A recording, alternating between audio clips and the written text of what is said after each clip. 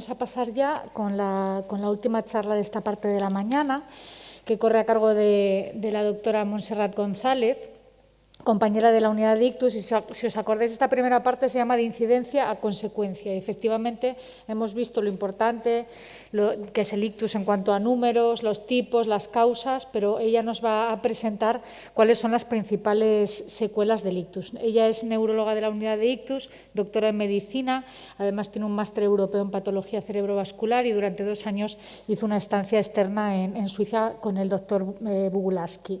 Recibió el premio a la mejor tesis de medicina en el 2009, otorgada por la Real Academia de Medicina de Asturias, y el premio extraordinario de doctorado del 2010 de la Universidad de Oviedo. Ella es profesora asociada de Ciencias de la Salud, es una compañera muy docente que ha trabajado en muchísimos trabajos fin de máster y artículos, y creo que su presentación va a finalizar esta mañana de forma brillante. Gracias, Mons. Bueno, abrumadora la presentación de Elena. Gracias por organizar este curso. Siempre es difícil cuando hay una labor asistencial tan alta, y gracias por la invitación, por supuesto. Si me aguantáis 15 minutos, 20 minutos, sé que estáis cansados, las secuelas es un tema un poco pesado, pero yo creo que nos implican a todos. De hecho, cuando me asignó el tema Elena, digo, las secuelas. Bueno, fijaros que el paciente después del ictus tiene que aprender a vivir otra vida diferente de la que llevaba previamente.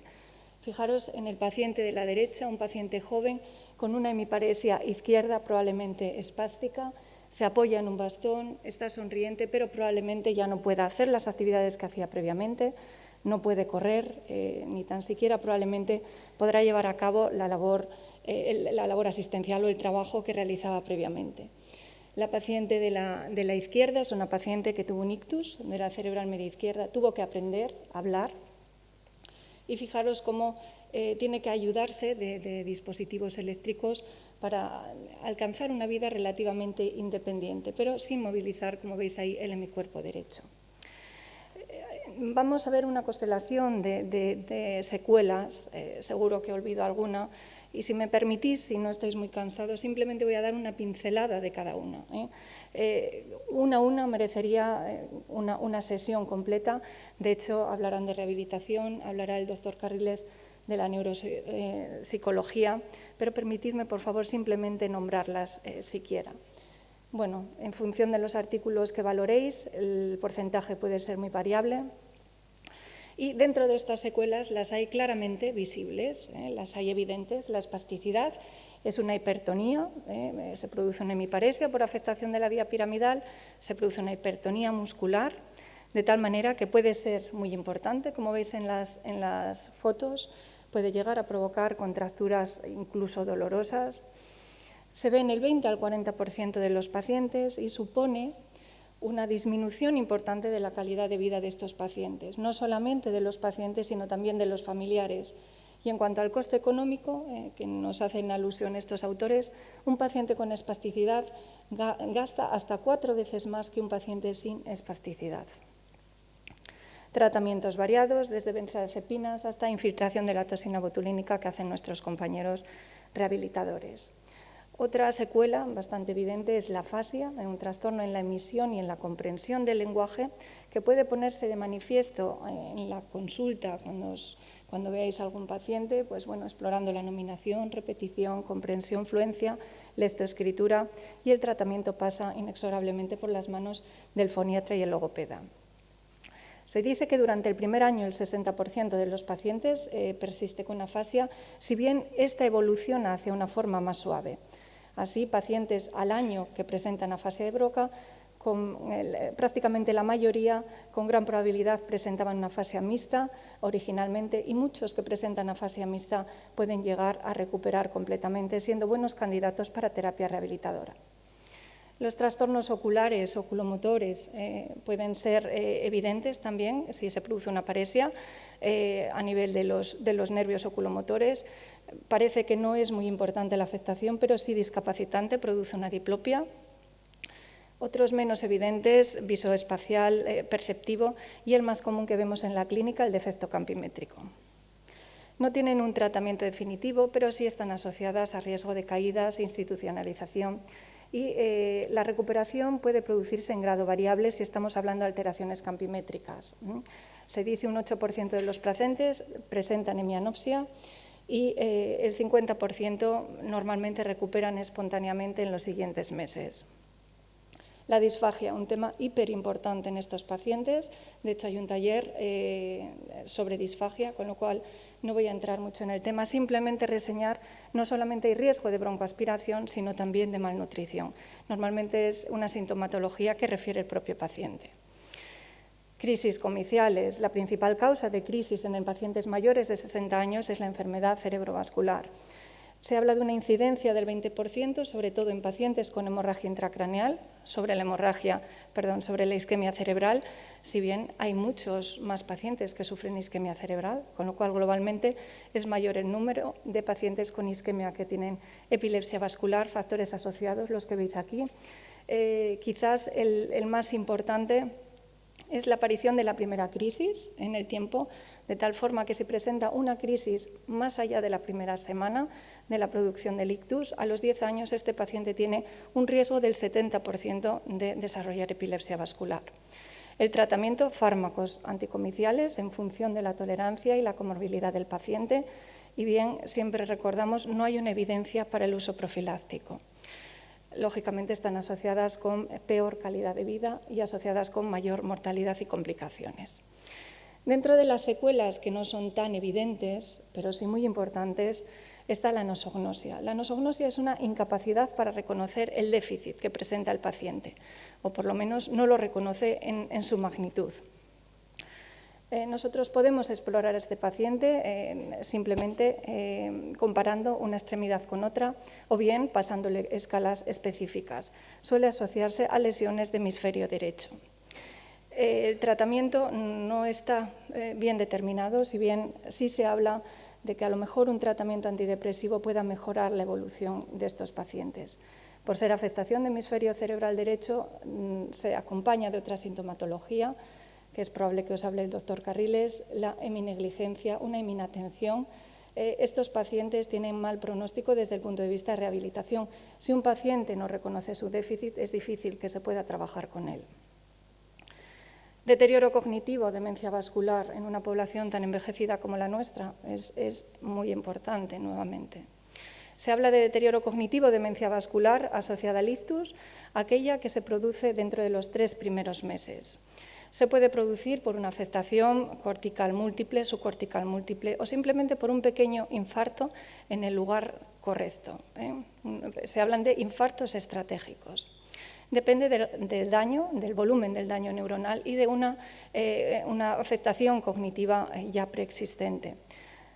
Se pone de manifiesto, lo primero que lo refieren son los acompañantes, los convivientes del paciente y podemos explorarlo por test neuropsicológicos.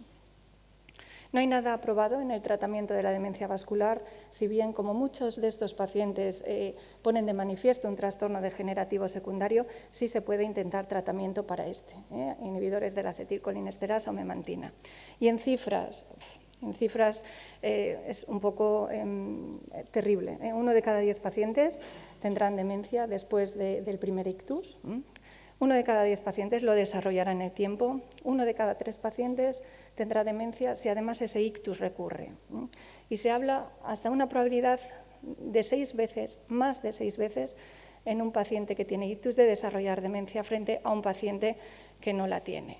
Lógicamente, con el paso de los años, la probabilidad de tener demencia aumenta. Otro trastorno que no es tan evidente, otra secuela que no es tan evidente en el paciente con ictus, pero es muy incapacitante, es la depresión. En función de las series podemos ver que hasta se habla de un 70% de los pacientes, incluyendo depresiones leves a más severas. Y predictores son la discapacidad del ictus. Lógicamente, el paciente se ve muy mermado en su capacidad y una depresión previa. Se dice que no hay relación con el subtipo de ictus, localización ni lateralidad. Y el tratamiento pasaría por medicación antidepresiva, inhibidores de la recaptación de la serotonina y puntualmente antidepresivos tricíclicos. La fatiga. en relación con la anterior, si bien algunos autores la sostienen como una entidad aislada. La fatiga puede estar relacionada, como os digo, con la depresión, puede ser producida por fenómenos ambientales, ese paciente no descansa bien, no duerme bien, no se puede movilizar bien, o puede ser, como os digo, una entidad aislada en estos pacientes. Déficits somatosensoriales, no solo de sensibilidad superficial, también profunda, se presentan hasta en el 80% de los pacientes, acompañan con frecuencia el trastorno motor, suelen incapacitar o dificultar la rehabilitación en el caso de ser severos. En relación con el anterior, el dolor post-ictus, el dolor puede tener múltiples causas, un hombro doloroso, puede ser contracturas, pero en lo que nos ocupa es el dolor central, hasta en el 30% de los pacientes, y lo definen de diferentes formas, o bien lancinante, o bien parestesias, o bien desagradable, o bien, en el caso del Wallenberg, una dificultad para el frío y el calor, que incapacita bastante al paciente con el riesgo de quemaduras. También se suele ver bastante en el tálamo como hipoestesia hemicorporal. Medicaciones, pues muchas medicaciones que controlan hasta en el 70% a estos pacientes. Los trastornos del movimiento después del ictus tienen un pronóstico muy bueno. Normalmente al mes, a los 2 meses ya no se ven, asociados a patología hipercinética, a síntomas, signos hipercinéticos, síndromes hipercinéticos en relación con la alteración de los ganglios de la base. Múltiples medicaciones en función del trastorno del movimiento. Completa la tabla un poco la localización de esos ictus. 2 secuelas que no son muy reportadas por el paciente con buen pronóstico, que lo pueden presentar, puede presentarse el paciente en vuestra consulta diciendo que puede oler un poquito menos después del ictus. Se habla hasta en un 20% de los casos, bien por causas centrales, no voy a entrar en mecanismos fisiopatológicos, o bien incluso asociadas a la falta del gusto, buen pronóstico suelen tener, y trastornos auditivos, es la segunda que tampoco suele contar mucho el paciente ni solemos tener mucho en cuenta, hasta en un 6% de los casos, si tenemos en cuenta que la irrigación del sistema auditivo central corre a cargo de las 3 cerebelosas, la basilar y la media, pues puede tener bastante presencia en el paciente con ictus, incluso la sordera central, que es muy poco probable, muy poco frecuente. El paciente os puede decir que tiene una incontinencia urinaria.